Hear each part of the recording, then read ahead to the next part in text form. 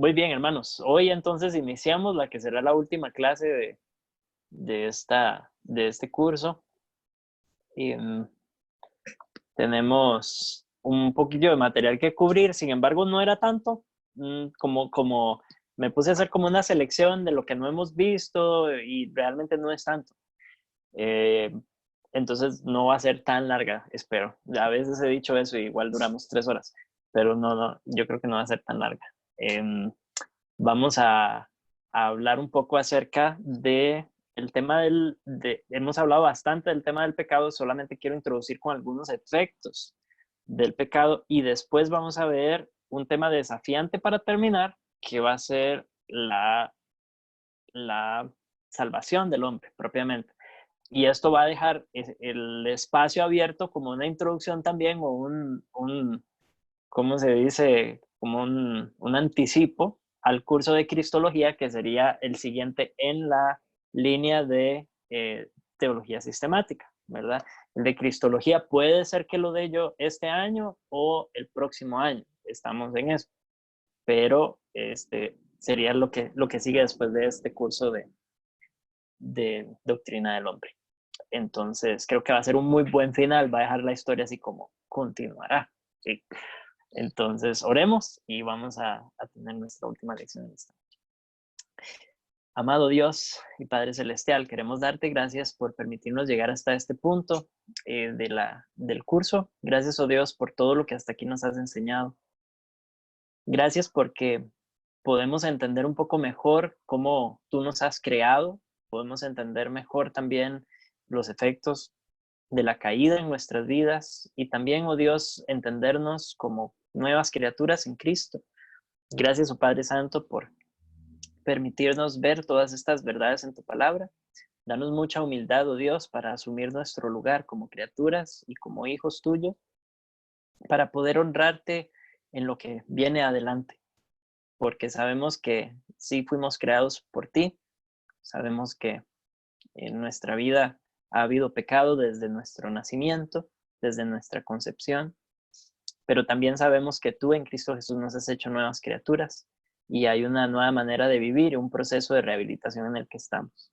Ayúdanos, oh Padre Santo, a avanzar en ese proceso para tu gloria, para la fama de tu nombre y para el avance de tu reino aquí en la tierra.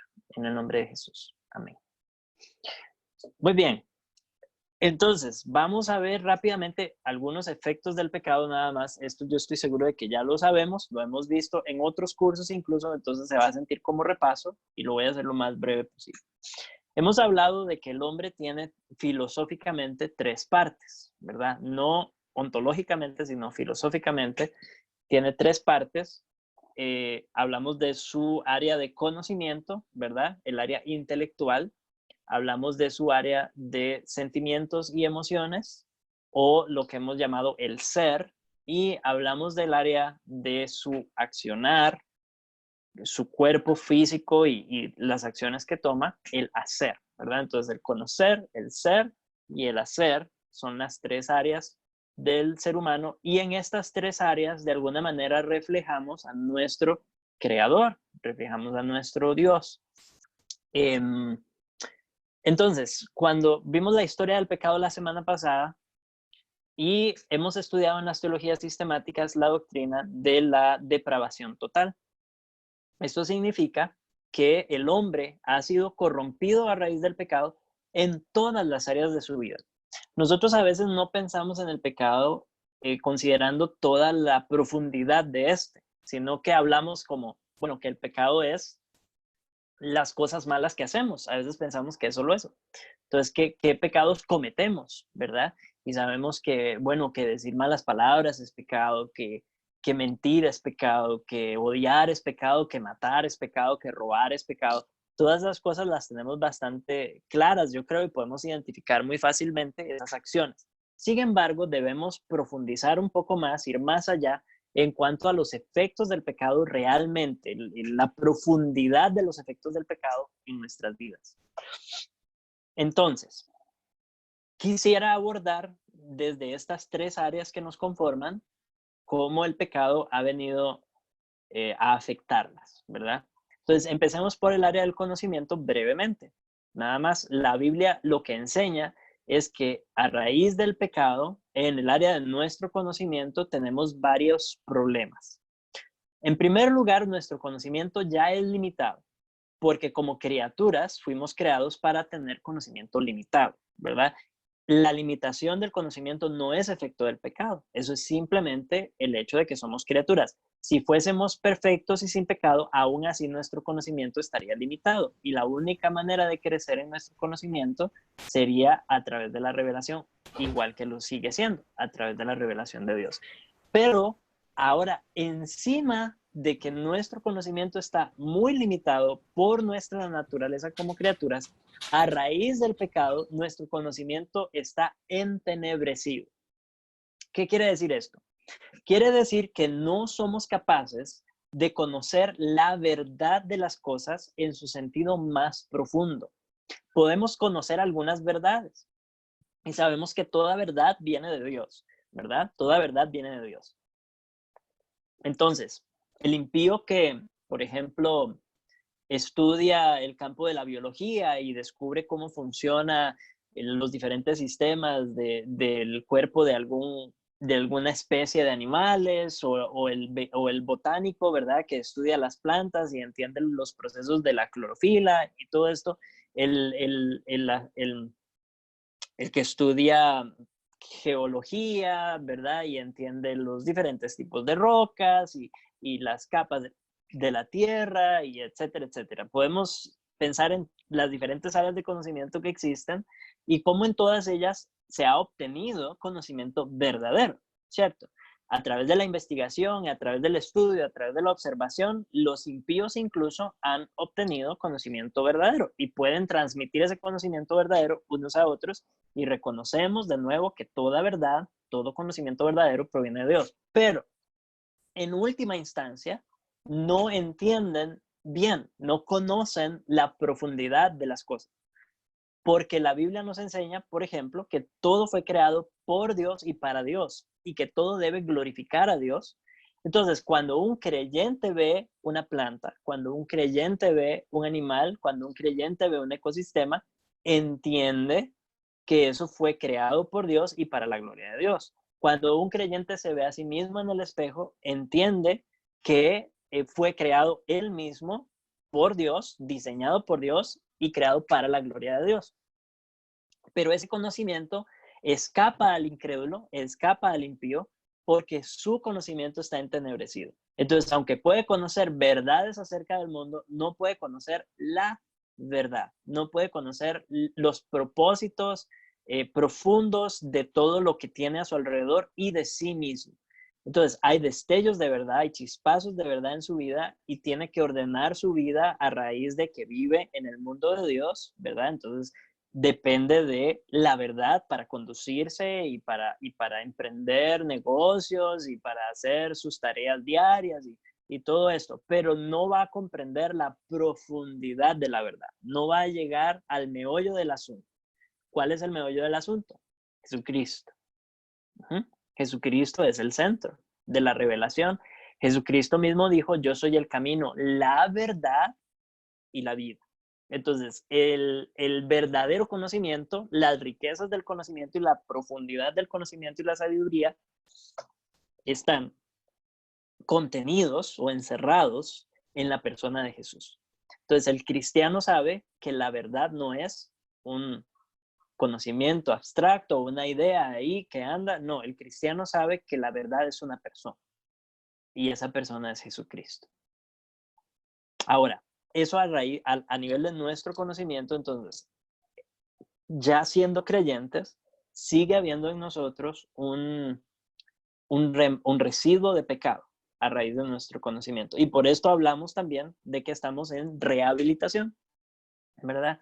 Todavía hay en nosotros una tendencia hacia creer con más facilidad las mentiras, que eso es lo que son las mentiras de Satanás, antes que someternos a la verdad. Sigue habiendo en nosotros una tendencia a rebelarnos en contra de la revelación de Dios. Sigue habiendo una tendencia a cuestionar, a dudar, ¿verdad? A poner en tela de duda, a tratar de juzgar incluso a veces lo que Dios mismo ha dado a conocer acerca de sí mismo y lo que Él dice que es la verdad. Entonces, seamos conscientes de esa realidad a nivel de nosotros como creyentes, la realidad de que seguimos bregando con residuos de pecado a nivel de nuestro conocimiento. Y también entendamos a las personas con las que estamos tratando, nuestros vecinos, amigos, las personas que llegan de visita a la iglesia, perdón, todos ellos vienen con el conocimiento entenebrecido. Entonces, no son capaces, este es el punto, no son capaces de conocer la verdad profunda, porque la verdad de todas las cosas es Jesucristo. Ok, eso a nivel del conocimiento. Luego tenemos el nivel del ser. En el nivel del ser, tradicionalmente en nuestra teología hemos hablado de una ruptura de relaciones. Eso es lo que ha ocurrido a nivel del ser. Entonces, a nivel del ser, la primera relación que se rompe por causa del pecado es la relación con Dios, por supuesto. Entonces, nuestra relación con nuestro Creador ha sido interrumpida, obstaculizada por el pecado. Y podemos ver entonces eso en el hecho de que nosotros buscamos relacionarnos a ese nivel con cualquier otra cosa y colocamos en el lugar de Dios cualquier cosa de la creación o a nosotros mismos. A raíz de la ruptura de la relación que deberíamos tener por orden creacional, deberíamos tener una relación con nuestro creador, con nuestro Dios, pero esa relación se rompió a raíz del pecado. Entonces esa es la primera relación que se rompe. Y luego vemos, y lo vimos en la historia de la semana pasada, la relación entre el hombre y la mujer, o la relación entre el hombre y su prójimo, las relaciones entre los seres humanos. Por implicación, todas esas relaciones están manchadas por el pecado. De manera que yo no sé relacionarme bien con mis padres desde que tengo uso de razón. No sé relacionarme bien con mis hermanos. No sé relacionarme bien con mis vecinos, con mis amigos, no sé relacionarme bien con el sexo opuesto, no sé relacionarme bien con el mismo sexo, no sé relacionarme bien con cualquier persona que esté en autoridad. Todas las relaciones humanas que a ustedes se les ocurran están manchadas por el pecado, en uno u otro nivel, ¿verdad? Entonces, todos tenemos que bregar con esa realidad. Y de nuevo, el cristiano está en este proceso de rehabilitación en el que también, ¿cómo es que le llama la Biblia? ¿El ministerio de qué? Ministerio de la reconciliación. Nosotros estamos metidos en ese ministerio. Estamos haciendo la tarea de ser reconciliados con Dios, digamos, no haciendo nosotros la tarea exactamente, pero el hecho es que estamos metidos en ese proceso de una creciente reconciliación con Dios en cuanto a conocerlo y amarle y obedecerle y servirle, y en una creciente relación con nuestro prójimo, de modo que en la iglesia es donde vemos que se da una verdadera reconciliación, ¿verdad? Entre diferentes partes. Podemos hablar incluso de las relaciones raciales o relaciones interraciales, ¿verdad? Cómo el pecado ha manchado las relaciones interraciales, y cómo en la iglesia esas relaciones son restauradas y restituidas. La relación entre el hombre y la mujer, cómo es restituida también, reformada, rehabilitada en la iglesia. Pues siempre en la iglesia vamos a ver ese trabajo, esa obra de Dios rehabilitando las relaciones que a raíz del pecado se han roto. La tercera relación que está rota es la relación del hombre con el mundo creado. También lo vimos en la clase anterior, ¿verdad? En el castigo que Dios impuso al hombre le dijo, a partir de ahora ya la tierra no va a ser su amiga. A partir de ahora la creación le va a producir cardos, le va a producir espinos, va a ser más difícil, va a tener que sudar, va a tener que trabajar para producir. Y vemos la relación del hombre con la creación, cómo abusa de la creación, cómo destruye la creación, a raíz de su pecado, a raíz de su caída. Y también distorsiona la relación con la creación, muchas veces colocándola en el lugar de Dios. Ese es uno de los más típicos, ¿verdad? Y de lo que habla Romanos, que ocurre constantemente. El hombre coloca la creación en el lugar de Dios y la adora como si fuera Dios, y la creación no tiene ese lugar ni tiene esa posición. Entonces, es de nuevo una distorsión de las relaciones. El cristiano, una vez más, está siendo rehabilitado por Dios para recuperar su relación con el mundo creado. Y en esa relación con el mundo creado debe administrar bien la creación, sojuzgar la creación, hacer uso de la creación. el llamado del cristiano no es dejar la creación sin meter la mano. Y como la selva virgen, ¿verdad? Inhóspita y así es como se tiene que quedar. No, el llamado del cristiano es meter mano con juicio, meter mano, aprovechar los recursos, explotar en el sentido de sacarle el mayor provecho a los recursos sin dañar o destruir la creación. Ese es el llamado del cristiano. Entonces, sí, el cristiano recicla, por supuesto. El cristiano cuida el medio ambiente, el cristiano cuida se mete en causas a favor de especies en peligro de extinción. Todo eso es digno, pero desde una perspectiva correcta, no porque adoremos la creación, no porque seamos abrazárboles, sino porque entendemos cuál es la relación del ser humano con la creación. Es nuestro deber utilizar la creación, sojuzgar la creación y cuidar la creación. Esa es la relación que se ha roto y por eso entonces hay tantos, están estos dos polos, ¿verdad? Tenemos la gente que está ahí para destruir todo, arrasar con todos los árboles, ¿verdad? Botarlo todo y hacer del planeta un desastre. Y están los que dicen, no, hay que dejarlo todo tal y como estaba, volver a las religiones paganas, ¿verdad? Y a las culturas de los indígenas, etcétera. Y todo ser abrazar árboles y ecologistas y no matar ni una mosca. Ambos extremos ignoran la realidad de nuestra composición como criaturas hechas a la imagen de Dios como corona de la creación para utilizar la creación y cuidar la creación. La última relación, y tal vez no están en orden de importancia necesariamente. La primera sí, la relación con Dios es la más importante, pero esta otra también es importante y es nuestra relación con nosotros mismos. ¿A qué se refiere este hecho? El punto es que el hombre no sabe quién es a causa del pecado. El hombre a causa del pecado no entiende su propósito. El hombre a causa del pecado, ¿cuál es su gran pregunta? ¿Para qué estamos aquí? ¿De dónde vine? ¿Para dónde voy? ¿Verdad? Esas son las preguntas existenciales que todos nos hacemos en algún momento. Surgen, brotan de un corazón que está destruido, un corazón que está quebrantado porque ha perdido su propósito. El propósito con el que fuimos creados fue glorificar a Dios y gozar de Él para siempre. Y cualquier otra cosa y cualquier otra empresa, cualquier otro enfoque va a resultar en una insatisfacción constante y una lucha constante con la identidad y problemas serios de identidad, porque en el momento que eliminamos la relación que tenemos con nuestro creador, entonces yo puedo hacer de mí mismo lo que me dé la gana. Y en última instancia termino destruyéndome. Y eso es lo que vemos que está ocurriendo en nuestro mundo, ¿verdad? Donde le dicen, usted puede definirse, usted se puede autodefinir, usted decide cuál es su realidad, ¿verdad? De manera subjetiva, no importa si usted nació con órganos masculinos, usted escoge si quiere ser hombre, mujer, perro, gato o árbol, porque eso es parte de el discurso, ¿verdad?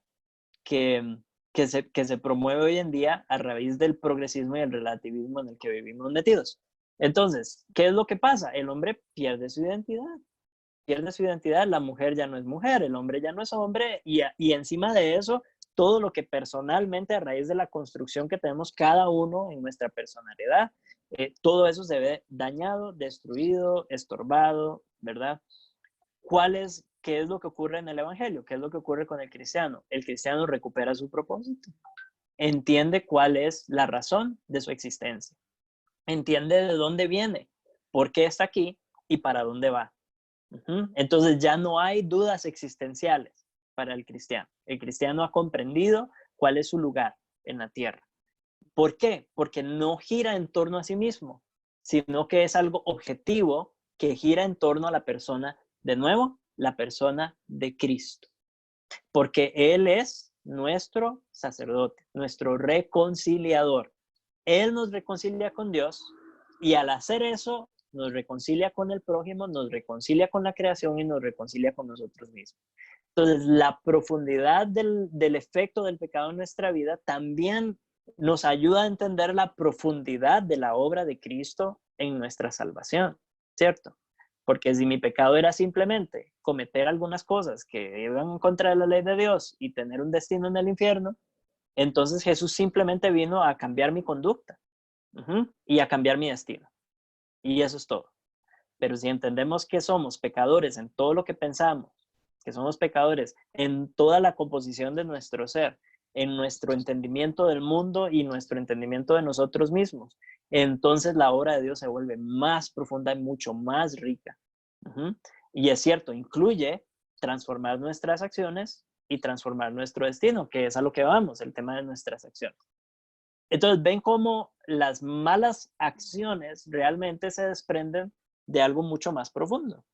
Es de un mal entendimiento, un entendimiento entenebrecido, corazones rotos, corazones quebrantados, distanciados de Dios y distanciados de todo, y distanciados de sí mismos. Entonces, todas las acciones que emprenden, aunque tengan, incluso las que tienen apariencia de bondad y apariencia de piedad, caen en la categoría de pecado porque nadie está haciendo nada para la gloria de Dios y para gozar de Él para siempre.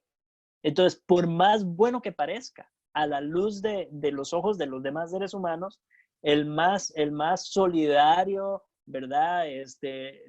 Si adoptan montones de hijos porque tienen mucha plata y son muy generosos y buscan, están siempre metidos en causas bien honorables y bien buenas, nada de eso se debe menospreciar. Pero en última instancia, con respecto a Dios y a su gloria, no tiene un ápice de valor porque no lo están haciendo para Él.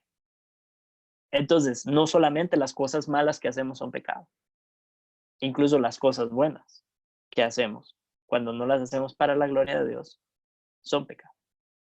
Y ahí es donde nosotros, como creyentes, estamos siendo rehabilitados constantemente, transformados para poder realmente glorificar a Dios en lo que hacemos. Pero no solo en lo que hacemos, sino también glorificarle en lo que sentimos, en nuestras relaciones con nuestro prójimo, en nuestra relación con la creación, en nuestra relación con nosotros mismos, nuestra comprensión de nuestro propósito y de nuestro llamado, incluso personal, ¿verdad? Porque vean, es tan profundo esto, es tan profundo el efecto del pecado que incluso esos dones que Dios nos ha dado los distorsionamos. Cada uno de nosotros tiene dones muy particulares. No todos estamos aquí para hacer lo mismo, ¿cierto? Entonces, hay quienes tienen inclinaciones hacia una cosa y otros tienen inclinaciones hacia otra, y eso es construido por el creador, el que lo confeccionó de tal manera que él determinó cuál iba a ser nuestra personalidad en ese sentido, las cosas que nos iban a traer, ¿verdad? Y hay gente que le fascina, por poner un ejemplo muy burdo, gente que le fascina la historia. Y yo no entiendo eso, yo no entiendo cómo a alguien le puede gustar la historia, ¿verdad? Yo soy bien malo para la historia y bien malo para recordar eventos, pero hay quienes tienen esa inclinación y disfrutan la historia y quieren estudiar historia y aprenden lecciones de la historia, ¿verdad? Tienen esa inclinación, otros no la tenemos. Están quienes tienen tendencias musicales, quienes tienen tendencias artísticas, los que tienen tendencias académicas, los que tienen diferentes inclinaciones, diferentes dones, diferentes habilidades, diferentes gustos, diferentes capacidades, todo eso dado por Dios. Y de todo eso nosotros hacemos un desastre a causa de nuestro pecado y perdemos nuestra identidad. Porque empezamos a usar los dones que Dios nos dio para nuestra propia gloria.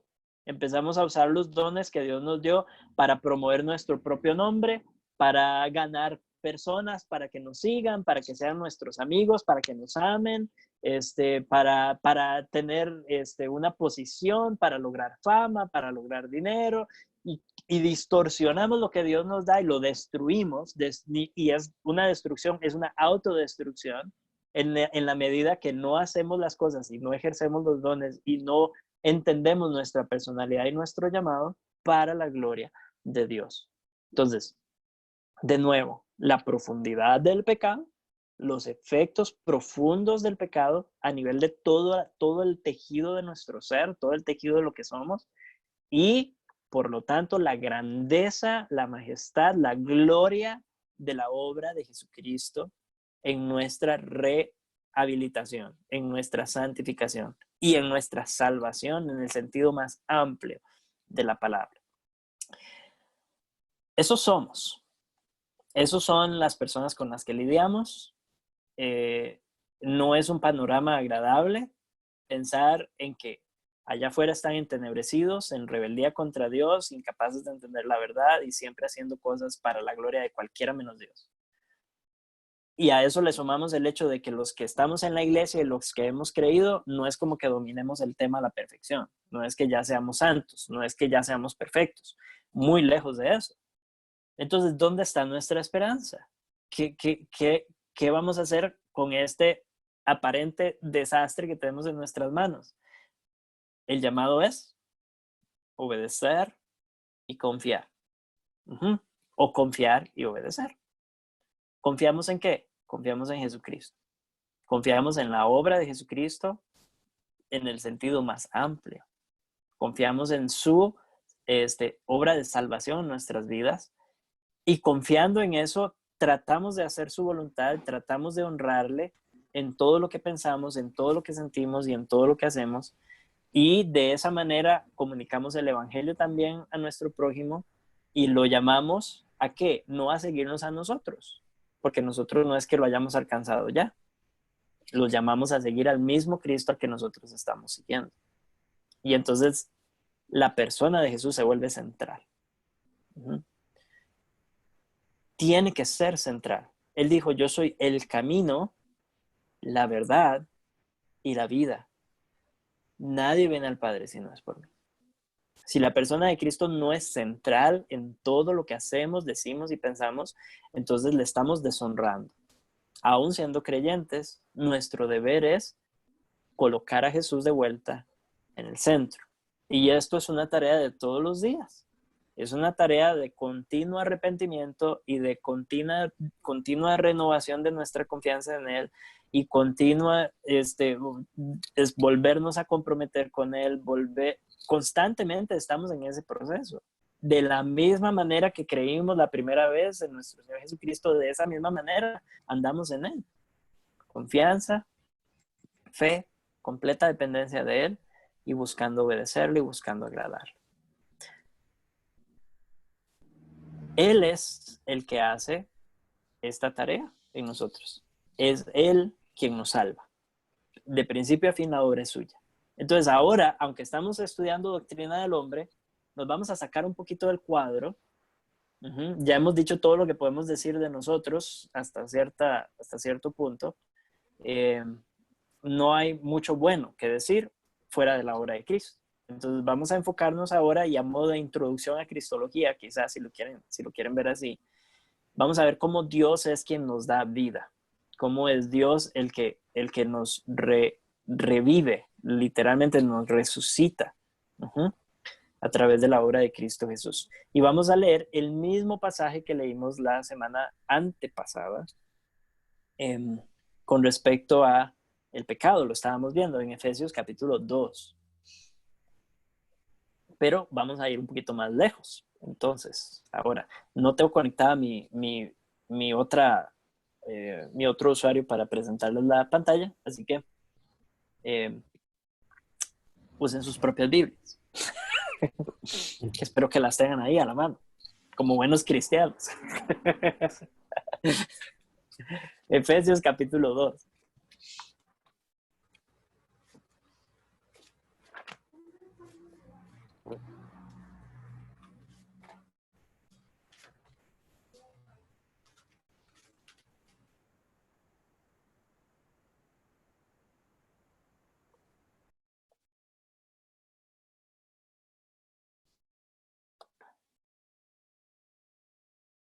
Este pasaje es uno de los pasajes más conocidos, yo creo, por los cristianos y de los más mal entendidos, quizá incluso a raíz de no prestarle suficiente atención, porque no es que sea difícil de entender, es simplemente que a veces las tradiciones o lo que se nos enseña toma precedencia aún en cómo leemos pasajes tan familiares.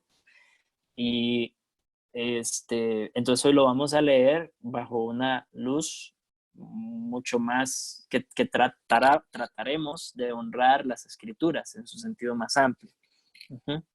Trataremos de honrar la revelación en su sentido más amplio. Entonces, Efesios capítulo 2. Hemos leído ya y estudiado los primeros versículos. Y Él os dio vida a vosotros cuando estabais muertos en vuestros delitos y pecados, en los cuales anduvisteis en otro tiempo, siguiendo la corriente de este mundo, conforme al principio de la potestad del aire, el espíritu que ahora opera en los hijos de desobediencia, entre los cuales también todos nosotros vivimos en otro tiempo, en los deseos de nuestra carne, haciendo la voluntad de la carne y de los pensamientos, y éramos por naturaleza hijos de ira, lo mismo que los demás. Nos habíamos quedado ahí. Ese es el diagnóstico, es lo que hemos estudiado, así es como la Biblia describe a los pecadores y a nosotros que éramos también de ese grupo. No que ya no seamos pecadores, pero ustedes saben a qué me refiero.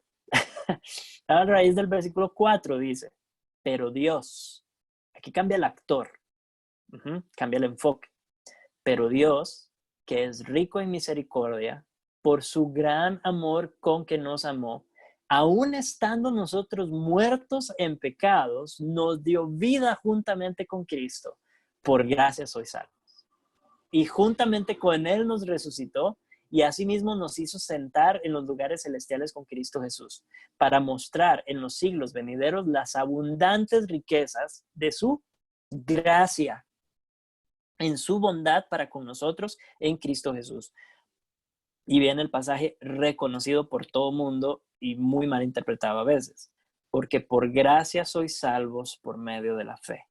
Y esto no de vosotros, pues es don de Dios, no por obras, para que nadie se gloríe, porque somos hechura suya, creados en Cristo Jesús para buenas obras, las cuales Dios preparó de antemano para que anduviésemos en ellas. ¿Cómo arreglamos al hombre? ¿Cómo arreglamos este desastre en el que estamos metidos y en el que está metido toda la humanidad?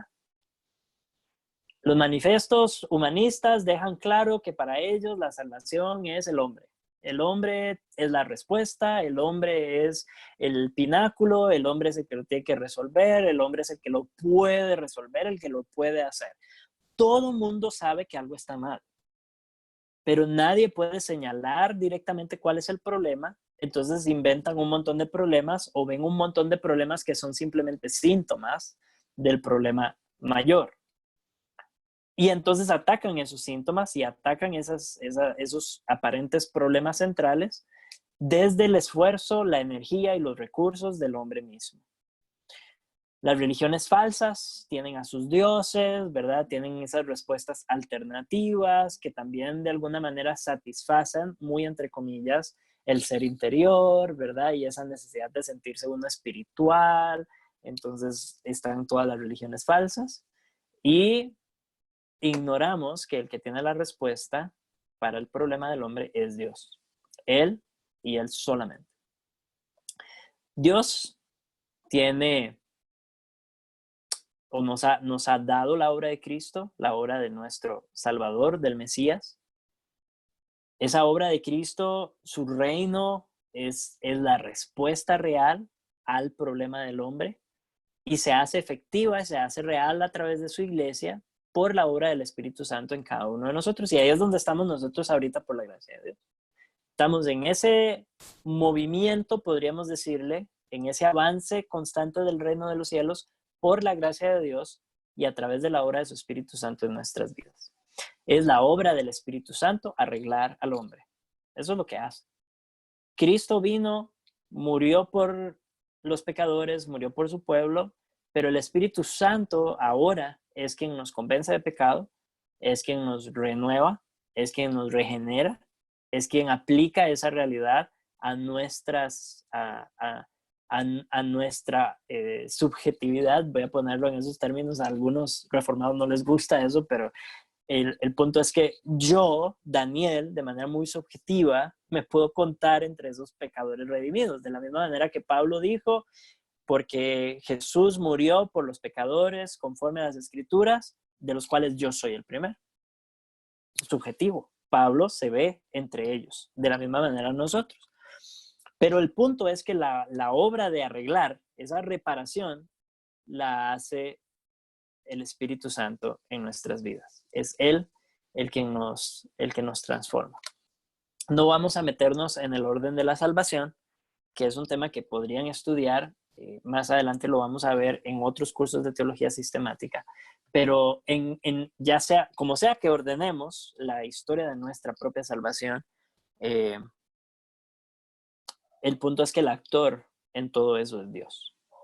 El actor en todo eso es el Espíritu Santo transformando. Es Dios quien elige, es Dios quien predestina, es Dios quien llama, es Dios quien llama eficazmente en los corazones de cada uno, es Dios quien ha dado el mensaje del Evangelio para que sea predicado, es Dios quien va santificándonos, es Dios quien nos va a glorificar, y todo de principio a fin va a ser para su honra y para su gloria. La misericordia de Dios es el atributo central en la obra de salvación. La misericordia y la gracia de Dios es lo que lo ha llevado a Él a salvar a un pueblo para sí, por pura gracia. Es su amor quien elige, recordemos, a los que antes conoció. Ese conocer es amar, es conocer íntimamente, profundamente, de la manera más personal posible. Él nos amó desde antes de que existiéramos. Y ese amor, por ese amor nos ha elegido, por ese amor nos ha predestinado, por ese amor es que nos ha llamado a su pueblo y por ese amor estamos donde estamos, con vida nueva. Entonces, cuando hacemos ministerio, cuando predicamos el Evangelio y cuando aconsejamos, tenemos que entender que ahí estamos realizando o estamos participando de una tarea que es sobrenatural. Es una tarea donde si Dios no está, donde si el Espíritu Santo no está presente, no pasa nada. Aunque usted se sepa el Evangelio de memoria y pueda recitar pasajes completos y tenga la doctrina clarísima, no depende de usted. No depende de cuántas personas logre usted emocionar para que levanten la mano y crean. No es esa su responsabilidad. Su deber es predicar el Evangelio con confianza y seguridad, honrando al revelador, honrando a Dios. Pero la obra de salvar es tarea de Dios mismo. Es del Espíritu Santo el que va a mover a los corazones de los suyos para que crean. Así como dice Hechos, ¿verdad? Y creyeron todos los que habían sido ordenados. ¿Recuerdan? A veces ignoramos eso, ¿verdad? Pero solamente ellos creyeron. No creyó ni uno más, ni creyó ni uno menos. Creyeron aquellos que Dios había ordenado para salvación. Entonces es su obra, es su tarea, es su deber, es el negocio de Dios aplicar ese evangelio a los corazones de cada cual y empezar ese proceso. Es Dios quien da vida juntamente con Cristo. Es Dios quien nos eleva, por ponerlo en ese término, a una nueva calidad de vida. Una vida restaurada, una vida reconstruida o en proceso de reconstrucción. Es Dios quien nos ha aceptado como siervos, hijos. Podemos unir esas dos cosas, ¿verdad? Somos sus siervos porque Él es nuestro rey, pero también somos sus hijos y hemos sido adoptados en su familia. Tenemos una posición privilegiada realmente. Vean, hermanos, Dios podría simplemente habernos salvado y habernos hecho esclavos. Y aún así tendríamos miles de razones para darle toda la honra y toda la gloria y el servicio eterno por los siglos de los siglos. Tendríamos razones para estar agradecidos, tendríamos razones para alabarle. Pero no solamente nos salva y nos hace siervos, sino que nos ha hecho hijos, nos ha dado su nombre, su apellido, nos ha hecho parte de su familia, nos ha hecho coherederos con Cristo. Todo eso es gracia. Tenemos que valorar la posición en la que Él nos ha colocado. Dios hace esto, como lo ponen los salmos, coronándonos de misericordia, bañándonos de bondad. Es lo que Él está haciendo todos los días con los suyos. Todos los días Él está en ese proceso de esa misericordia milagrosa de Dios, esa gracia. Todo esto no lo hemos ganado. No somos nosotros merecedores, no ha habido ni un solo mérito en nuestro registro que nos haga dignos de recibir toda la gracia abundante y gracia sobre gracia que estamos recibiendo de parte de nuestro Dios. Es la gracia de Dios la que salva, de principio a fin. El pasaje, los versículos muy conocidos, porque por gracia sois salvos. ¿Por medio de qué? Por medio de la fe. Ahora, para los que les gusta un poco la gramática, yo soy uno, entonces no puedo evitar meterla. Después de que dice, porque por gracia sois salvos por medio de la fe, inmediatamente dice, y esto, no de vosotros. Ese esto tiene que tener un antecedente. Solo hay dos opciones. O se refiere a la frase completa, porque por gracia sois salvos por medio de la fe. Y esto, todo esto, no de vosotros, pues es don de Dios.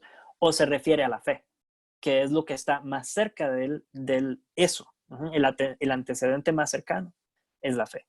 Porque por gracia sois salvos por medio de la fe. Y esto, la fe, no es de vosotros, pues es don de Dios. En cualquiera de los dos casos, lo que está clarísimo es que la fe no es algo que nosotros ponemos. Y muchas veces le restamos mérito y gloria a la obra de Dios, pensando que Él hizo todo o casi todo. Y mi papel es creer, poner mi fe, que de alguna manera es mía, poner mi fe en Cristo. Y entonces cuando nos cuestionan la seguridad de nuestra salvación, decimos, no, es que yo puse mi fe en Cristo y ahí descansa mi seguridad. Mi seguridad descansa en que yo hice la oración del pecador. Y es más, la he hecho tantas veces que no hay razón para dudar ahorita que soy salvo. Porque he hecho esa oración cientos de veces, por si acaso, ¿verdad? Porque es mejor que sobre que falte.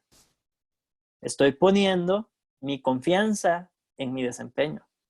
Estoy poniendo mi confianza en mi ejercicio de la fe y estoy cayendo en una redundancia inútil.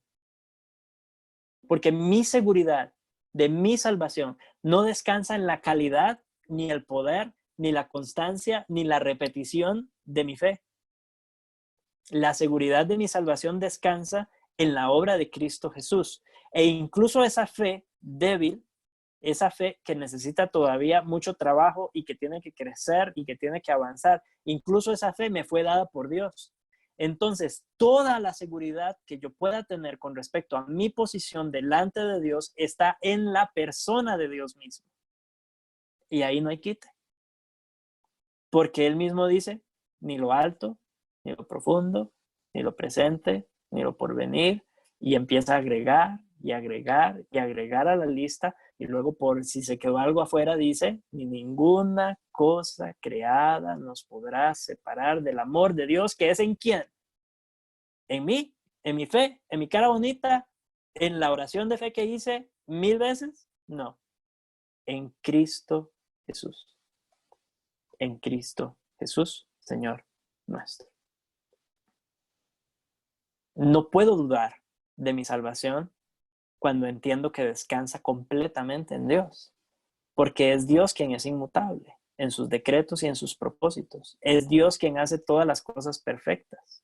Es Dios quien me ha elegido desde antes de la fundación del mundo. Es Dios quien me ha dado la fe para creer.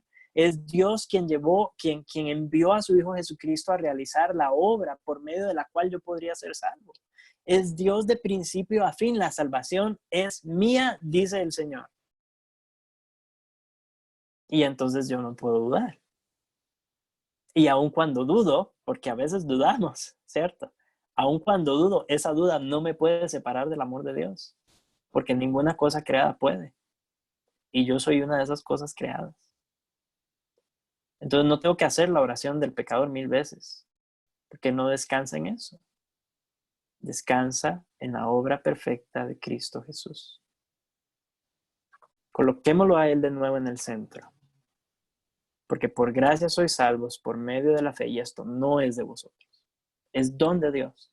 No por obras para que nadie se gloríe. Elimina todas las religiones que buscan la salvación por su desempeño.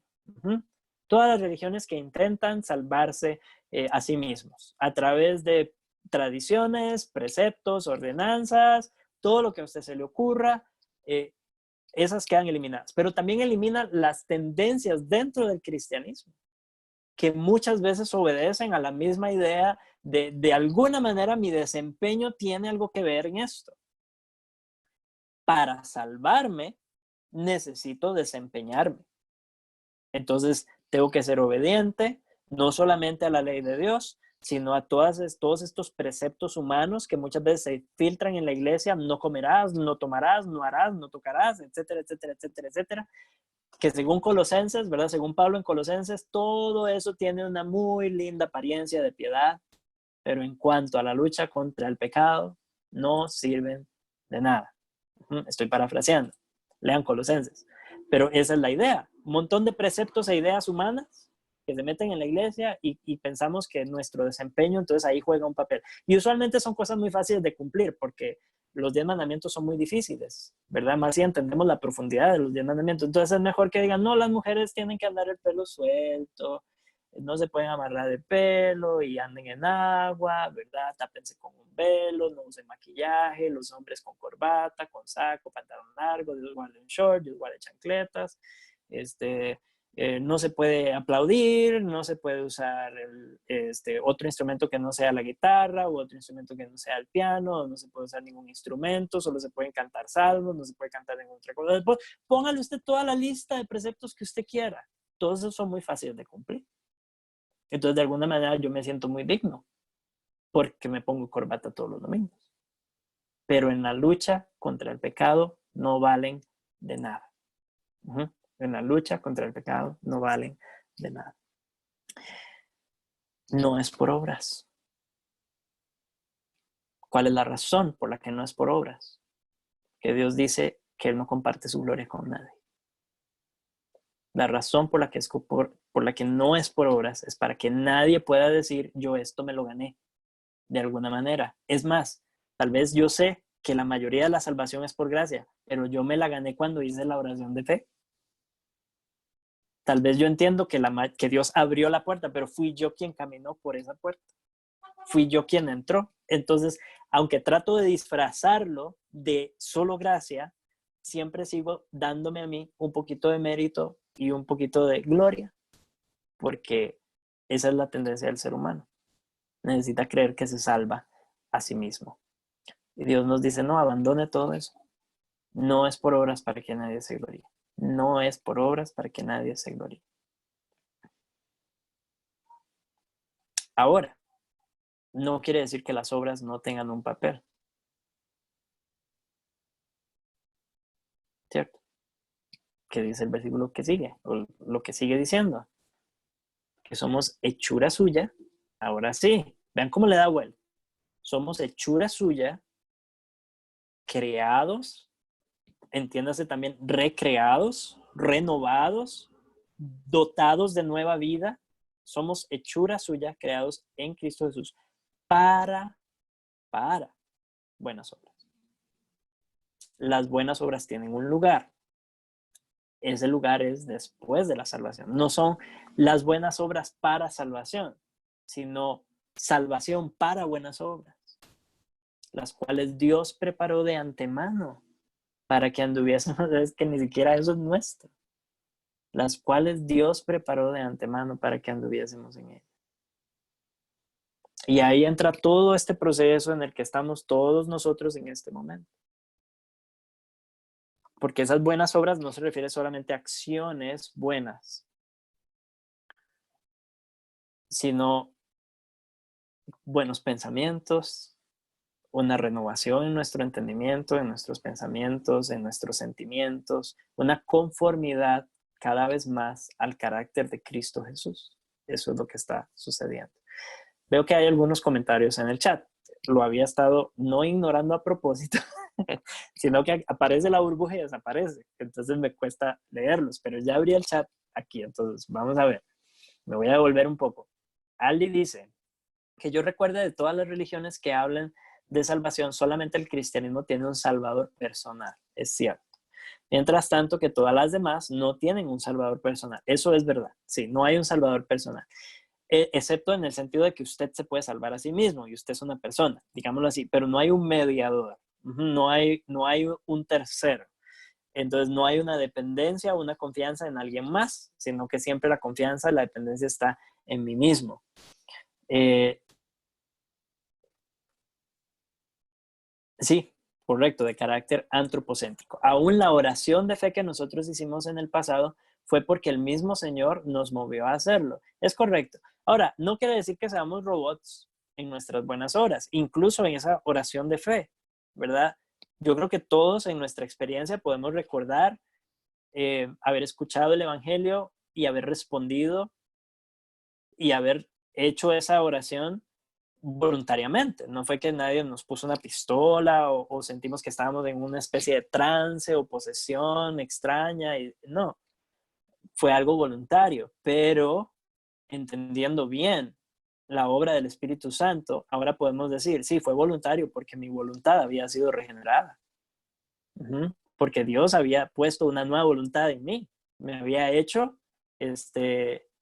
me había dado esa fe y había regenerado mi voluntad de tal manera que pude responder adecuadamente. De la misma manera que hoy realizamos esas buenas obras y hacemos lo que tenemos que hacer y tratamos de obedecer y tratamos de glorificar a Dios, no porque sea algo completamente nuestro, pero tampoco como robots ahí o títeres siendo manipulados, sino que hay decisiones que tomamos. Nosotros optamos por hacer o no hacer tal o cual cosa. La diferencia es que ahora nuestra voluntad ha sido transformada de tal manera que podemos desear lo que antes odiábamos, de que ahora nos deleitamos en lo que antes aborrecíamos, de que ahora amamos a quien antes no conocíamos. Entonces, eso mueve o dirige nuestras acciones y nuestras decisiones. Lucía pregunta, ¿se puede decir que la salvación sí es por obras? Porque implica una acción, pero siendo solo la obra de Cristo. Sí, totalmente. Podemos decirlo así. Es una manera muy correcta de decirlo y detona mucha conversación. A mí me ha gustado usar eso en el pasado, ¿verdad? Decir, sí, la salvación es por obras, por supuesto, siempre ha sido por obras, ¿verdad? Pero el punto es que tienen que ser las obras perfectas de Cristo. Es por su obra que somos salvos, por su mérito, porque Él fue obediente perfectamente hasta la muerte y porque Él sufrió nuestra muerte. Entonces sí son las obras de Cristo las que salvan, no las obras mías. Yo no podría jamás. Esa es una manera correcta de decirlo. Siempre hay que definir, ¿verdad? Y aclarar, porque si decimos, no, si la salvación es por obras, ya estuvo, ¿verdad? Si lo dejamos ahí, detonamos una herejía, ¿verdad? Pero sí es correcto afinándolo bien. Muy bien. Toda la Biblia, entonces, desde Génesis hasta Apocalipsis, ustedes ven, lo vimos en la caída, Dios provee las pieles para cubrir la desnudez de Adán y Eva, símbolo de su pecado. Es Dios quien saca al pueblo de Egipto, es Dios quien les da la ley, ¿verdad? Y vean que, curiosamente, les da la ley después de haberlo sacado. No fue que les dijo, vean, tienen que obedecer los 10 mandamientos, se los doy en Egipto, les doy los 10 mandamientos y si ustedes hacen todo lo que tienen que hacer, entonces yo los salvo. Eso habría sido salvación por obras, pero no ese es el orden, sino que Dios los saca de Egipto a un pueblo cabezón, rebelde, difícil, los lleva por el desierto, ¿verdad? Ellos están deseando volver a Egipto todo el tiempo y Dios les da su ley. Y cuando les da la ley les dice, yo soy Jehová tu Dios que te saqué de la tierra de Egipto. Ahora sí vea cómo tienen que vivir. Es lo mismo que hace con nosotros. Yo soy Jehová tu Dios que te saqué de pecado, de idolatría, de condenación, de muerte. Ahora vea cómo tienen que vivir. Entonces la ley, las ordenanzas no son para ganarnos la salvación, es porque hemos recibido esa salvación por gracia. Tito 3:3 dice, porque nosotros también éramos en otro tiempo insensatos, rebeldes, extraviados, esclavos de concupiscencias y deleites diversos, viviendo en malicia y envidia, aborrecibles y aborreciéndonos unos a otros. Pero cuando se manifestó la bondad de Dios, el cambio de actor, cuando se manifestó la bondad de Dios nuestro Salvador y su amor para con los hombres, nos salvó no por obras de justicia que nosotros hubiéramos hecho, sino por su misericordia, por el lavamiento de la regeneración y por la renovación en el Espíritu Santo, el cual derramó en nosotros abundantemente por Jesucristo nuestro Salvador, para que, justificados por su gracia, viviésemos. Vean de nuevo, es parecido, hace eco a lo que leímos en Efesios, ¿verdad? Nos salvó, derramó en nosotros abundantemente la renovación del Espíritu Santo, dice, para que justificados por su gracia, viniésemos a ser herederos conforme a la esperanza de la vida eterna. Palabra fiel es esta, y en estas cosas quiero que insistas con firmeza, para que los que creen en Dios procuren ocuparse en buenas obras. Estas cosas son buenas y útiles a los hombres. El mensaje está en toda la Biblia. Estos son solo 2 ejemplos, ¿verdad? Que hemos visto ahorita. Pero el mensaje está clarísimo en toda la Biblia. La misericordia de Dios es la que nos une a Cristo y la que derrama en nosotros todas las bendiciones que eso conlleva.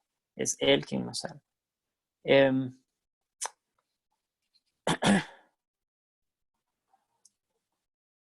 Permítanme un momento.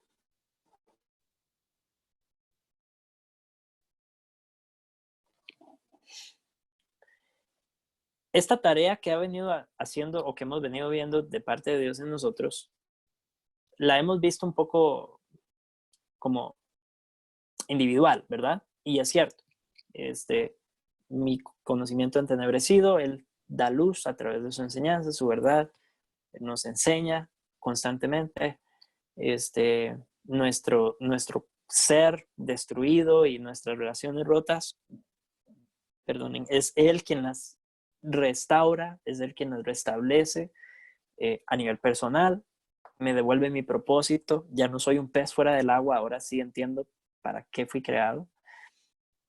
Y mis acciones retorcidas y manchadas por el pecado, Él las redirige para la gloria de mi Dios. Pero esta tarea no se queda ahí, no nos deja como agentes independientes, sino que todo esto se conjuga de tal manera que venimos a cumplir un papel dentro de su reino en unión con los demás hermanos y hermanas que están viviendo esta misma realidad en alguna medida u otra, pero todos estamos en este mismo camino, en esta misma senda. Entonces, es como que ahora juntos estamos tratando de recuperar o rearmar o rehacer aquello que Adán y Eva destruyeron o deshicieron en el huerto. Denme un momento para... Ya estamos cambiando de archivo. O sea, ya terminamos una lección y estamos pasando a la siguiente, a la que habíamos quedado, la que había quedado perdida.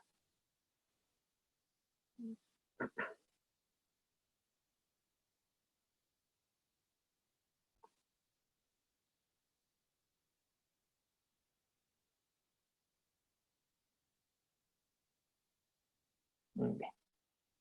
Entonces aquí donde nos vamos a meter es un poco a entender ya nuestro papel dentro del cuadro más amplio del reino, dentro del cuadro más amplio de la iglesia. No vamos a estudiar eclesiología, eso es otro curso, pero vamos a hablar un poquito de eso, un poquito nada más.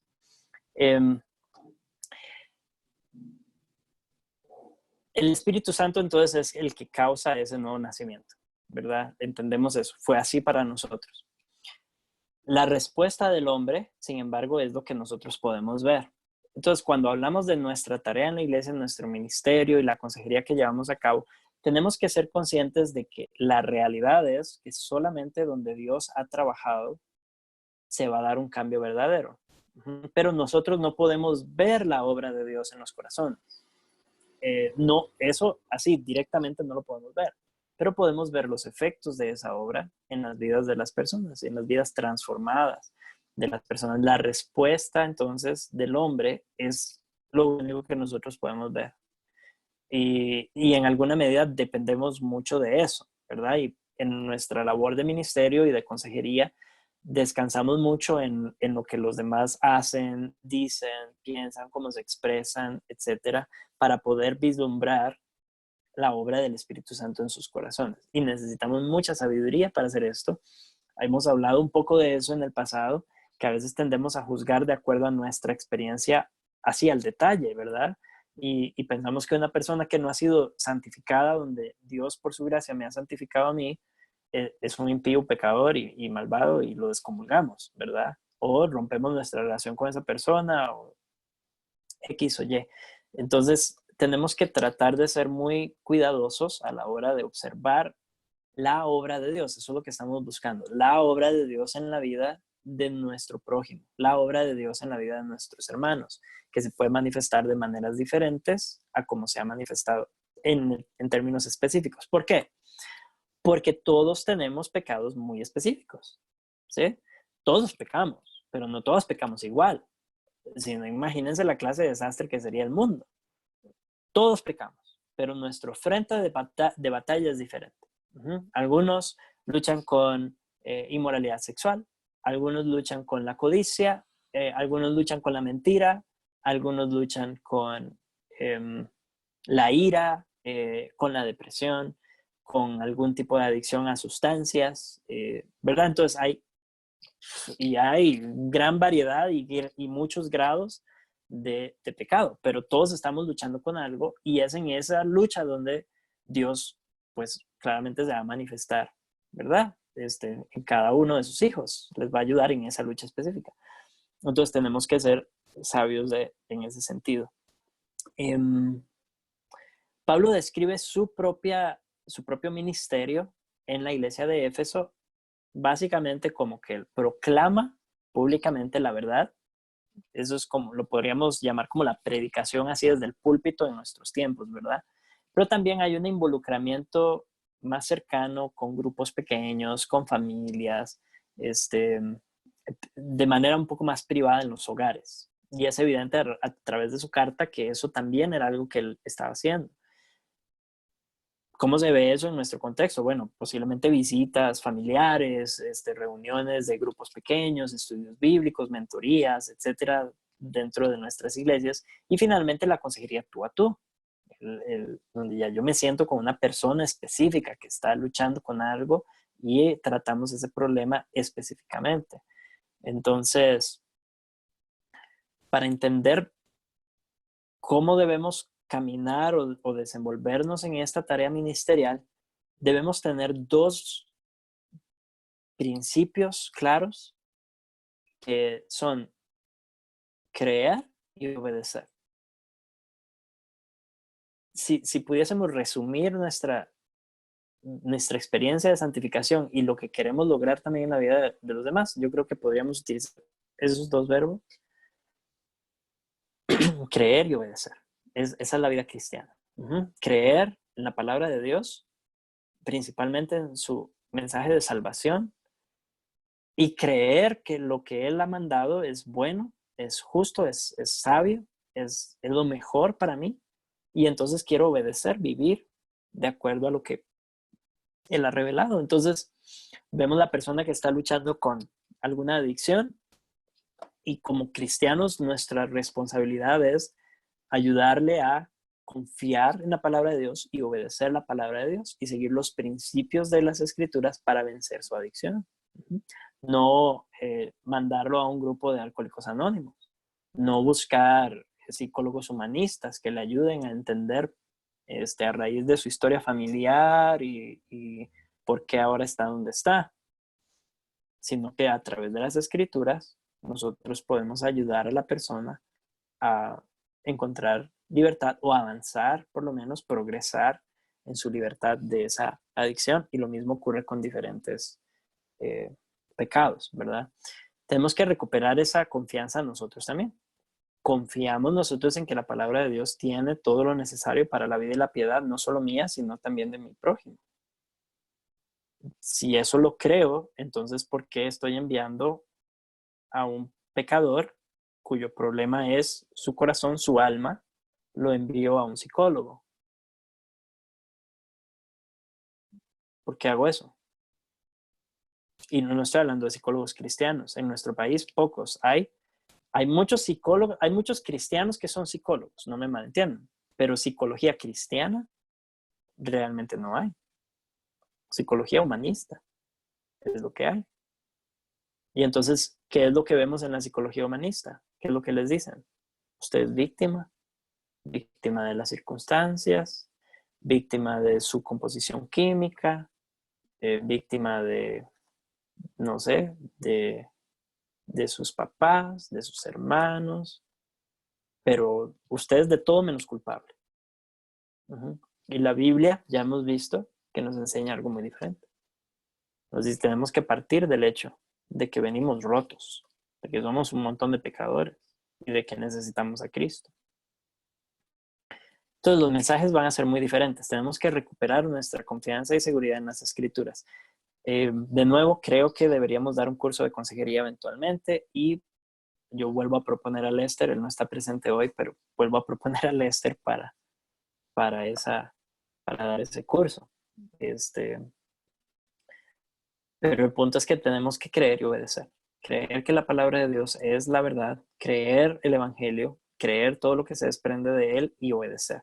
Como el himno, hay un himno, ya no sé cuántos de ustedes conocen himnos, depende de los contextos de los que vengan, pero había un himno que decía, obedecer y confiar en Jesús es la senda marcada para andar en la luz. Si no conocen ese himno, pueden buscarlo. Está en varios himnarios antiguos, pero esa es la clave, esa es la senda. Obedecer y creer, creer y obedecer. Así es como hemos sido llamados a andar en este mundo. Y dentro de ese creer el mensaje del Evangelio y creer todo el mensaje de la palabra y todo lo que dice y todo lo que enseña, está la realidad de que debemos vivir en un constante arrepentimiento, si somos consistentes con lo que creemos. Uh-huh. Porque nuestro pecado, si bien ha sido perdonado en la cruz, no ha desaparecido, no ha sido destruido todavía de nuestra vida. Si bien en un sentido muy importante, ya no somos esclavos del pecado, ya no le servimos, ya no es Él nuestro Señor, sino que nuestro Señor es Cristo. Gozamos de una libertad real en Cristo Jesús y una libertad que puede ser, ¿cómo se dice? Experiencial también en nuestro andar cristiano. O sea, podemos vivir en esa libertad o crecer cada vez más en esa libertad que tenemos en Cristo. Lo cierto es que sigue habiendo pecado. Sigue habiendo pecado en cada uno de nosotros, sigue habiendo lucha y por lo tanto el llamado al arrepentimiento es constante. El llamado al arrepentimiento es constante. Y de la misma manera nosotros, con las personas que estamos trabajando, a las personas que estamos aconsejando, nuestro llamado debe ser al arrepentimiento constante. Ellos tienen que arrepentirse de sus pecados. Ahí es donde comienza, ¿verdad? Ese fue el mensaje de Jesucristo cuando empezó su ministerio. Arrepentíos porque el reino de los cielos está cerca. Hay una centralidad en esa realidad. Los hombres deben arrepentirse ante Dios. El problema es que la gente no ve a Dios como una persona, no realmente. Incluso los que dicen creer en Dios allá afuera, ¿verdad? No ven a Dios como una persona, no ven a Dios como una persona a la que le rindan cuentas, a la que le deban cuentas. Entonces no hay un verdadero sentido de arrepentimiento. Deben cambiar su perspectiva rebelde hacia Dios para poder arrepentirse ante Él. Por eso es tan importante el llamado al arrepentimiento desde una narrativa que presente la pecaminosidad del hombre, pero no como que vea que todo está mal en el mundo y vea como usted ha hecho cosas malas y lo dejamos ahí un poco superficial, que es evidente que algo está mal. Les decía que todo el mundo sabe eso, ¿verdad? Entonces no es tan difícil convencer a alguien de que algo anda mal, ¿verdad? Y que puede ser él el que está actuando mal. Pero el punto es, ¿mal delante de quién? ¿Mal para quién? Ese es el punto. ¿Quién determina que eso está mal? ¿Quién es el que emite ese juicio? Dios. Es Él quien ha dicho lo que es bueno y lo que es malo. Uh-huh. El Salmo 51 creo que es el Salmo de David que dice, contra ti solo he pecado. Está reconociendo no que no haya pecado contra los demás, sino que su pecado en primer lugar es pecado, se llama pecado, por quién es Dios, por su santidad y por lo que Él ha determinado. Esto es un poco, ya lo hemos visto, ¿verdad? Entonces, es la perspectiva de cada hombre tiene que cambiar. Y tenemos que trabajar eso en nuestro ministerio, tenemos que trabajar eso en nuestra aplicación, tenemos que trabajar eso en nuestra consejería. Cómo llevar a las personas a obtener o recuperar o crecer en una perspectiva correcta acerca de Dios, acerca de su santidad, acerca de su justicia, acerca de su persona, el hecho de que Él es nuestro creador personal. Y el hombre tiene que llegar a un punto en el que llore por su rebelión. Uh-huh. Llegar a un punto en el que pregunten, ¿qué debo hacer entonces para ser salvo? ¿Cómo me libro de esa ira? ¿Cómo me libro? ¿Cómo me libro de esto? ¿Cómo me salvo? Pero no por un sentido de autopreservación, sino de una pregunta que brota del entendimiento de que estoy mal delante de Dios, un Dios personal para el que fui creado. ¿Cómo se resuelve eso? Yo no tengo el poder, no tengo la fuerza. Y entonces los llevamos a la persona, de nuevo, a descansar en la persona de Cristo, a confiar en la persona de Cristo, como hijo de Dios y como hijo del hombre, y ahí traemos a colación todo lo que tiene que ver con la obra de Cristo como siervo perfecto, que cumplió la ley de Dios a la perfección, que sufrió nuestro castigo y como Él es el mediador de este nuevo pacto en el que estamos, en fin.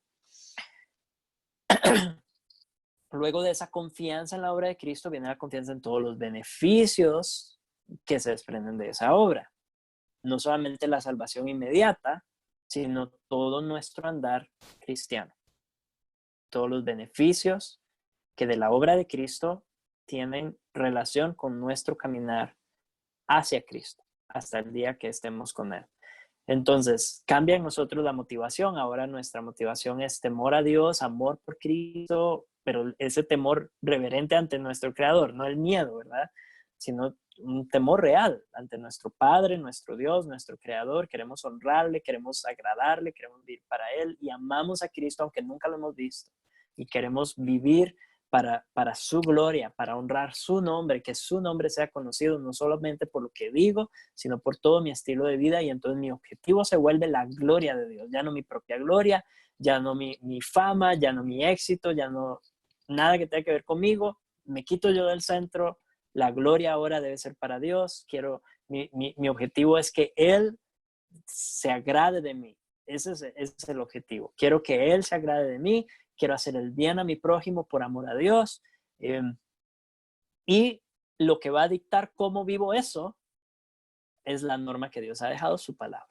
Entonces cambia mi motivación, cambian mis objetivos y cambia la norma para mi vida. Ahora la norma para mi vida es la palabra revelada de Dios.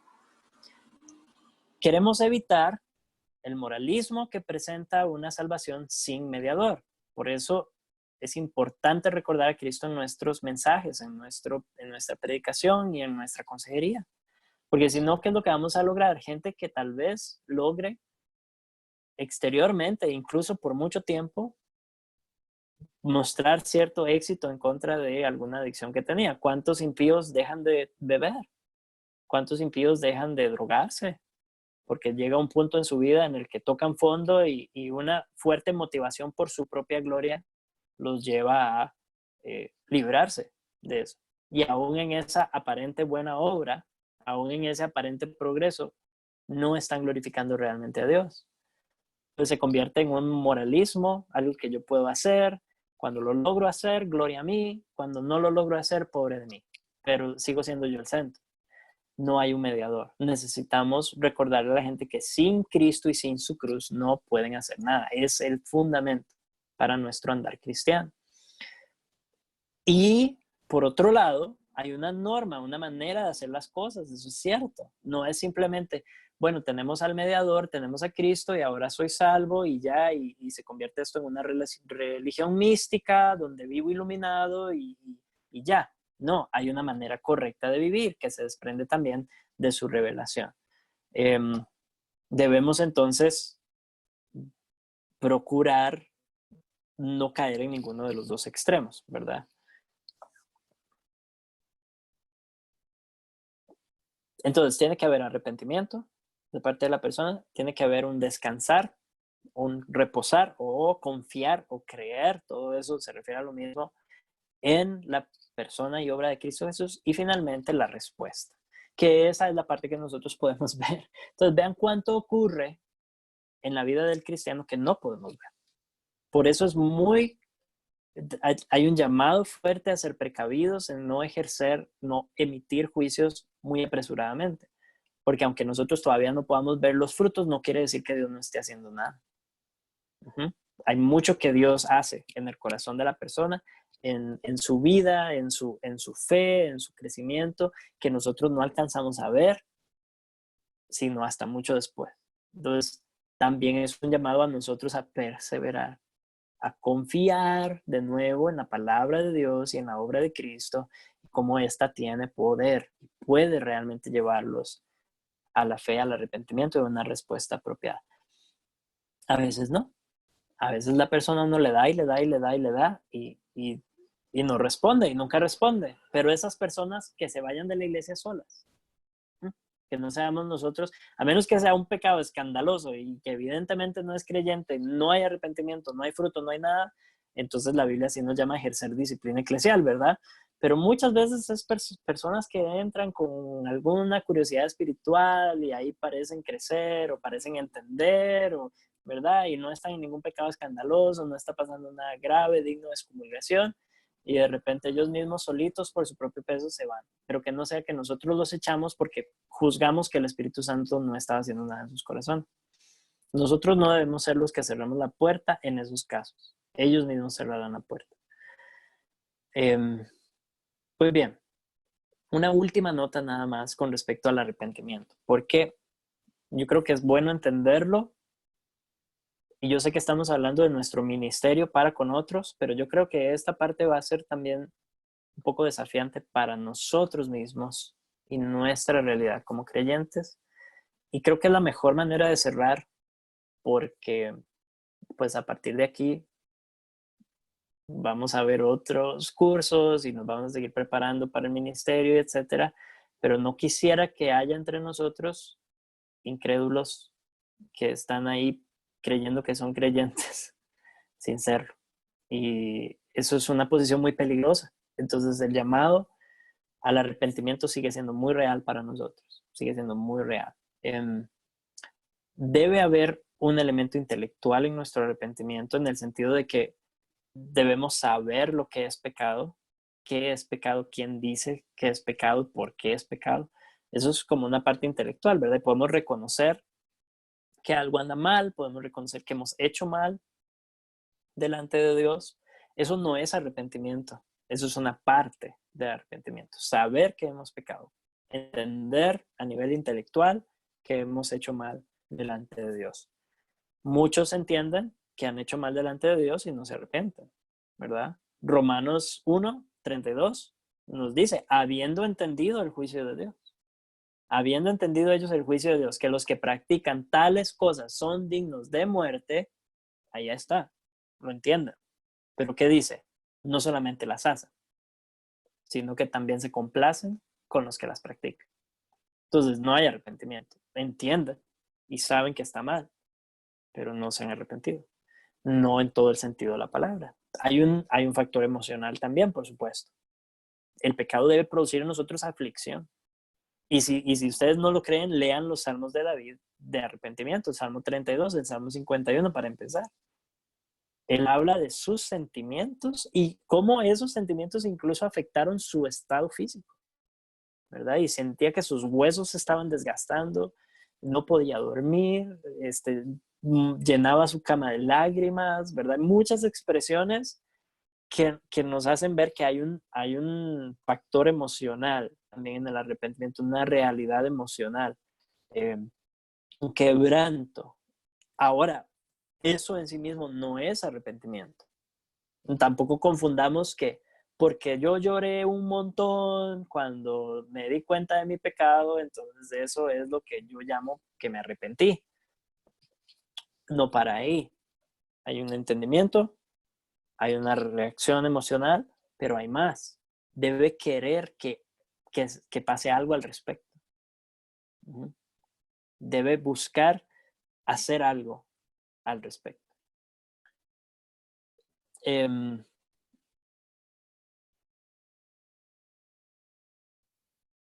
la pregunta, ¿qué debo hacer para ser salvo? Ujú. Debe haber algo que se pueda hacer al respecto. Entonces, no solamente sé que he pecado y siento dolor y tristeza a raíz de mi pecado, sino que mm, quiero saber si es posible hacer algo. Si yo tengo que hacer algo, yo quiero hacerlo, o si hay algo que se pueda hacer, lo necesito. Ujú. La confesión es parte también. Se debe pedir perdón por el pecado. No simplemente lloré y escuché y ya, y supe que estaba mal. Y hay una parte de confesión porque pecamos ante una persona real. Entonces debemos pedirle perdón a esa persona. ¿Mm? Por pecados específicos, seamos específicos. Pero en general, por nuestra condición de pecadores, debe haber un arrepentimiento muy profundo a nivel de nuestro ser, y pues ahí viene el abandono ante la realidad de la profundidad del pecado, el abandono en la obra de Cristo Jesús. Eh, Alguien dijo, yo creo que es Hodge, el que pone que es cuestionable que un sentimiento de pecado resulte en confesión. Uh-huh. Entonces, no siempre va a llegar la persona hasta esta parte de la confesión. Santiago 5 nos dice, confesaos vuestras ofensas los unos a los otros para que seáis sanados. La oración eficaz del justo puede mucho. Entonces, hay una realidad en el hecho de llamar el pecado por lo que es. Entonces, ya no solamente estamos pidiéndole perdón a Dios, sino que estamos confesando la realidad de que somos pecadores. Y hablamos al respecto sin querer escondernos por ego o porque qué pensarán de mí. No, es que soy pecador y tengo estas luchas. No quiere decir que las ando divulgando y que ando diciéndole a todo el mundo, pero puedo hablar con honestidad acerca de mi pecado. Puedo hablar con honestidad acerca de mis luchas. Puedo hablar con honestidad de esas cosas y es necesario poder hacerlo para poder señalar cómo Cristo me ha ayudado y cómo Él me ha enseñado o me ha transformado, me ha liberado, si hemos llegado ya a ese punto, o cómo Él está trabajando en mi vida en este momento, etcétera, etcétera. Eso es también de ánimo los unos para los otros. Por eso tiene que ser parte también de nuestras conversaciones, poder hablar con honestidad acerca de nuestros pecados. Y finalmente, pues obviamente, creer en la obra de Cristo Jesús, y que solamente en eso tenemos esperanza de salvación, la fe. Uh-huh. Recuerden, por pecados específicos nos arrepentimos de manera específica. La Confesión de Fe de Westminster 15, artículo 15, capítulo 15, artículo 5, dice, el ser humano no debe contentarse con un arrepentimiento general, sino que es deber de cada persona procurar arrepentirse de cada uno de sus pecados en particular. Y luego viene el último punto, compromiso de por vida. ¿Por qué? Porque el pecado va a estar presente todos los días de este lado de la tumba. Entonces necesitamos adquirir un compromiso de por vida en contra del pecado, una lucha contra el pecado. Porque es una tarea que nos va a tomar toda la vida. Y si no es en un frente, es en otro. Y cuando logramos vencer uno, sale otro o sale el mismo con otra forma. Y es una constante en nuestra vida, es una constante. Entonces no debemos restarle importancia a la realidad de que ese enemigo todavía anda ahí coleteando y es necesario adquirir un compromiso real en esta lucha. La Confesión de Fe de Westminster, de nuevo, dice en el mismo capítulo, artículo 3, aunque no se debe confiar en el arrepentimiento, como si fuese una satisfacción por el pecado. Muy importante, ¿verdad? O una causa del perdón. O sea, ni siquiera nuestro arrepentimiento nos gana el perdón. Es más, a veces tenemos que arrepentirnos de lo mal que nos arrepentimos, ¿verdad? Porque el perdón es un acto de la libre gracia de Dios en Cristo. Sin embargo, el arrepentimiento es de tal necesidad para todos los pecadores que nadie puede esperar ser perdonado sin él. ¿Somos pecadores? Sí.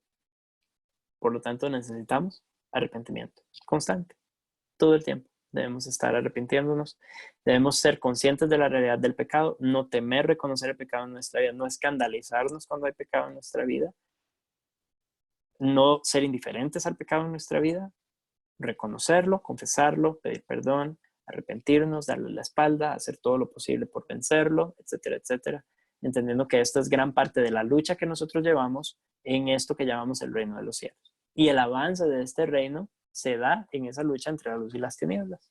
Entonces, tenemos que como iglesia enfrascarnos en esa lucha contra el enemigo que clavó a Cristo en la cruz, el pecado. Que Dios nos ayude, hermanos, a poder vivir en esta realidad, porque a veces el tema del pecado es como ignoradísimo en la iglesia. Ya usted es salvo, ya usted es perdonado y ya. Entonces ya no tenemos por qué hablar más del pecado, porque vamos a hablar más del pecado. Pero es tan palpable, tan real y tan presente todavía en nuestro ser y en nuestras iglesias y en nuestras relaciones que necesitamos hablar de él, necesitamos confesarlo, necesitamos arrepentirnos muchas veces personalmente e incluso congregacionalmente, y necesitamos hacer todo lo que sea posible por verlo como el enemigo que es y darle muerte, mortificarlo cada vez más. Es un proceso, ¿verdad? Es un proceso en el que estamos. No vamos a alcanzar la perfección de este lado de la tumba, y por eso la obra de Cristo siempre va a ser necesaria y su mediación siempre va a ser necesaria. Y no puede ser nuestro arrepentimiento la medida de nuestra seguridad o la base de nuestra seguridad, pero tiene que estar presente en nuestras vidas. Hasta ahí, eso era todo lo que tenía. Ven, ni siquiera duramos 2 horas y cubrimos 2 lecciones hoy. Si tienen comentarios, preguntas, algo que agregar, algo que restar, tenemos algunos minutos y estamos en la última lección. Entonces aprovechen si hay algo que quisieran decir, y si no, entonces ya para ir cerrando.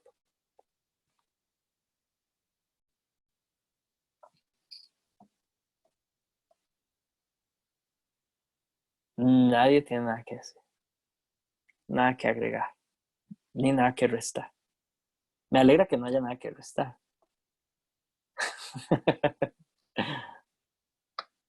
Aquí tengo a Aldi. Aldi puso algo. Cuando se habla del asunto del pecado, sobre quién peca más o menos, yo siempre hablo de condición versus comisión. Uno es pecador no porque comete pecados, sino porque nuestra condición de pecador nos lleva a pecar. Sí, son 2 realidades, ¿verdad? Son 2 realidades. Somos pecadores por naturaleza. Y también cometemos pecado a raíz de que somos pecadores por naturaleza. Y muchas veces también pecamos por omisión, que es algo que no mencionaste, ¿verdad? Que es también una realidad, que es lo que dice, no recuerdo quién lo dice, me imagino que Pablo, el que sabe hacer lo bueno y no lo hace, es pecado, ¿verdad? Entonces no solamente cometemos pecado, sino que omitimos lo bueno, y al omitir lo bueno, estamos pecando también.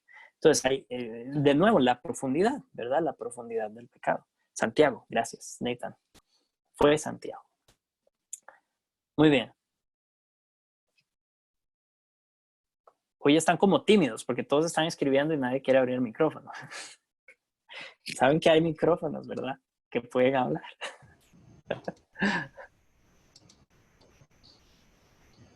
Ya escucho un micrófono abierto. ¿Quién es? Andrés. Yo. Dale. Es que levanté la mano, estaba esperando que me dijera que... Sí. Es que, ¿sabes qué es el asunto? Es que todos estamos advertidos de que no podemos hablar mucho hoy, entonces seguro todos llegamos con el disco de, ¿verdad? De bocas cerradas. Sí, entonces yo llevo todo el día repitiéndome a mí mismo que no debo hablar tanto hoy, ¿verdad? Bueno, ya que tenemos la oportunidad, no, es que ahorita que estás mencionando esto de bueno, el final, ¿verdad? La parte del pecado y todo esto, y el asunto de hablarlo en la iglesia, estas últimas semanas ocurrió algo que me trajo una enseñanza. No puedo compartir los detalles, pues porque es algo hasta cierto punto privado, aunque ya es público, pero hey, ustedes no son parte del círculo como para entrar en lujo de detalles, ¿verdad? Y después Con alguien precaución, alguien la se enoja información. conmigo, ¿verdad? Sí. Pero vieran que sucedió algo con unos jóvenes de la iglesia, con varios de ellos, y resulta que uno olvida ciertos detalles, digamos. Estos muchachos llegaron a la iglesia nuevos, digamos, ellos no conocían nada del evangelio, nada de Jesucristo, nada de nada, ¿verdad? Tengo varios de esos así, Daniel conoce algunos, pero tengo varios que no se criaron en un hogar cristiano y llegaron al evangelio ¿verdad? Por conocerlo a uno, por amistades o cosas así, ¿verdad? Y resulta que pues ahorita se dio una situación donde ellos se vieron obligados a compartir conmigo algo de su vida, ¿verdad? Por las circunstancias, digo, se vieron obligados, porque ahí donde quiero, a donde quiero ir, digamos. Hay dos cosas. Nosotros a veces olvidamos que la gente que llega a la iglesia, nosotros incluidos, ¿verdad? Porque nosotros no nacimos salvos, digamos, excepto tal vez alguno en su gracia del Señor, ¿verdad? Pero por haber nacido en un hogar cristiano no significa que seamos salvos. Y algunos llegamos a la fe en el camino, ¿verdad? De nuestra vida. Olvidamos que nosotros traemos costumbres pecaminosas, prácticas que son parte de nuestro estilo de vida. Y estos muchachos cuando llegaron a la iglesia, pues venían varios de ellos, ¿verdad? Solo que ahorita estoy específicamente a unos, ¿verdad? Se empezaron a enfrentar con enseñanzas de la palabra de Dios donde se dieron cuenta que su vida realmente tenía prácticas pecaminosas, ¿verdad?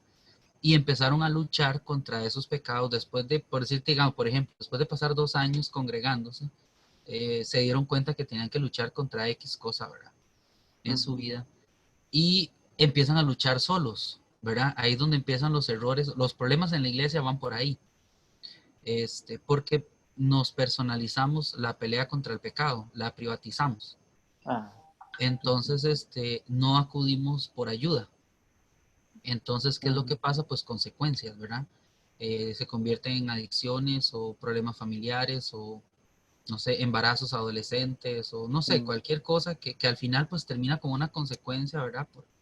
Por eso, y alguna de esas cosas es las que obligan a ya compartirlo, ¿verdad? Ya, mira, me tengo que internar en un centro porque estoy en drogadicción, pues tengo que contarles, no me queda otra, ¿verdad?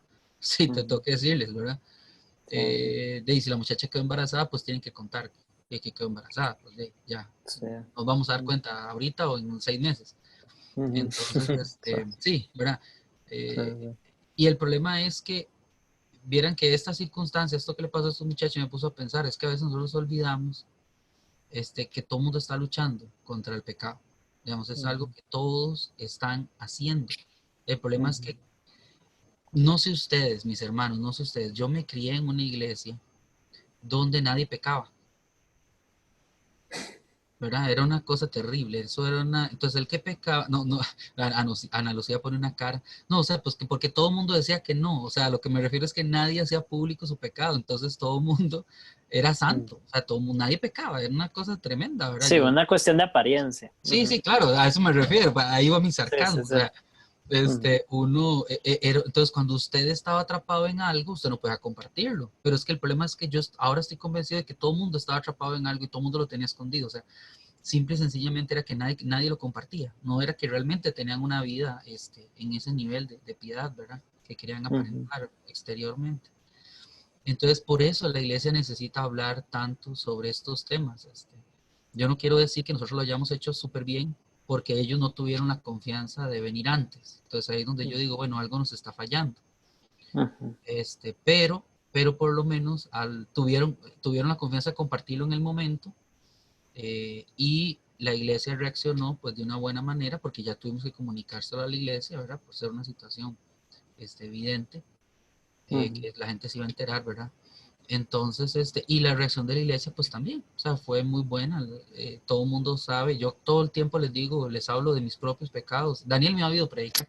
Entonces, Dani sabe que el peor ejemplo que pongo yo siempre soy yo, para evitar, porque la gente tiene la costumbre de poner al pastor en un nivel que no tiene.